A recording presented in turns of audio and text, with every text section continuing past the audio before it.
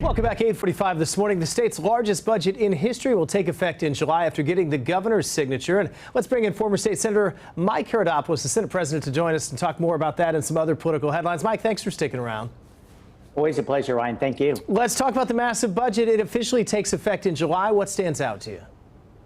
Well, I think that really stands out. The good news is for all Floridians is that despite a larger budget than last year, over $100 billion, there'll be no tax increase. In fact, there's some tax-free holidays, et cetera. So Florida is still a very welcoming place for taxpayers.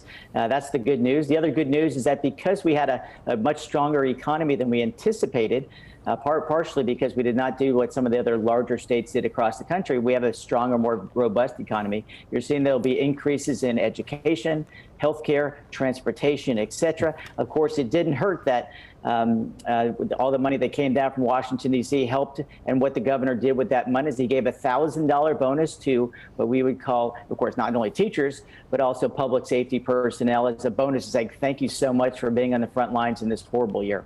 Mike, we are about 14 months away from a really fascinating election in 2022 with some interesting matchups. You've got a potential Demings-Rubio matchup, but part of what's interesting here is Congresswoman Stephanie Murphy really was looking like she'd run for that. She decides not to challenge Demings. There would have been two high-profile Democrats leaving seats open. What's your read on all this?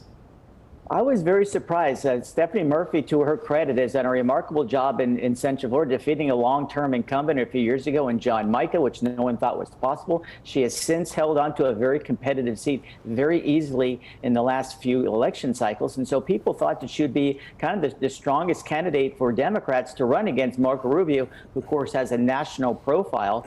She is what is known as what's called the head of the Blue Dogs, and the Blue Dogs are what we call conservative Democrats. So many Democrats have gone to the far left. She did not. So a lot of people anticipated she would run, but she chose not to. In essence, ceding to her fellow Orlando Congresswoman, that being Val Demings, the wife of Jerry Demings.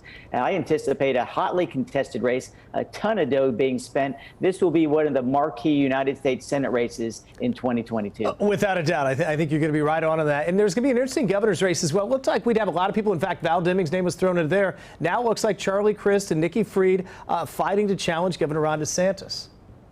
Well, I'll tell you what, Ron DeSantis, the political spotlight has been on him for a long time, but he's also got the good fortune that two well-known Democrats, probably the two well-known Democrats in the state, are going to run against each other for the opportunity to run against the very popular Governor Ron DeSantis. This will likely really help DeSantis for this reason.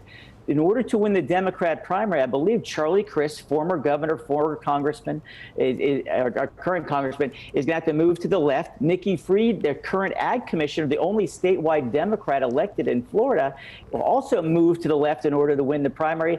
That's going to be very good news for Ron DeSantis because he's going to stay in the center and he's not going to have to move to the right in his case to win his primary. And so a big advantage right now for Ron DeSantis. And the other big advantage, money. He is raising it in huge clips. Last month, he raised over $14 million. He might eclipse that number this month. He's a very popular figure because, hey, Florida's doing a heck of a lot better than so many other states across the country, and he's getting the political resources because of that for his reelection. It is going to be a fascinating 14 months, and we'll talk about it a lot. No, by the way, there's redistricting come up as well. So, Mike, always appreciate the insight. Oh, it was a pleasure, Ryan. Have a great week. Thanks for your time. You as well. That's former State Senate President Mike Haridopolos joining us, as he does every Monday. Hurricane season is underway, but you won't be able to save